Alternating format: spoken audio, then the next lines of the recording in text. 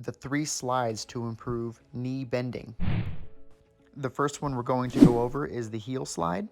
And to begin, you're going to need a belt or a rope of some sort. Here, I'm using my dog's leash. Anchoring the leash to my foot, what I do here is help to slide my leg on up and bring my heel towards my butt. This exercise is most effective for those that are between 0 and 80 degrees of knee flexion. I prefer to have my clients perform these in 30-second intervals, so it is 30 seconds of stretching with 30 seconds of rest. The next exercise is the chair slide.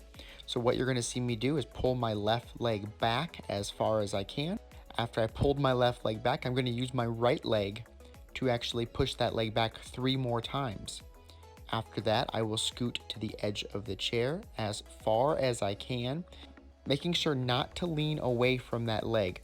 I want to stay over my left leg, over the surgical leg. I oftentimes cue people to keep their chin over their knee. Once you reach the furthest end range that you can tolerate, count to 30 seconds to complete your repetition. Performing the same exercise, but from the side angle. This exercise is great for people between 85 and 110 degrees of knee flexion. You saw me scoot forward as much as I can tolerate, pulling my left leg back. Now I'm using my right leg.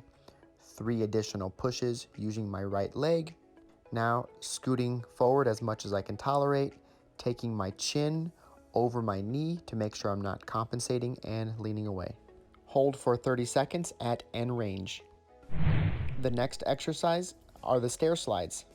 This exercise is best for people who are beyond 105 degrees of knee flexion. You can perform these exercises in gentle pulses back and forth, or you can perform these as static holds for 30 seconds, whichever you prefer. Placing your leg on a higher step obviously allows for more knee flexion, and placing on the lower step allows to work on the lower ranges.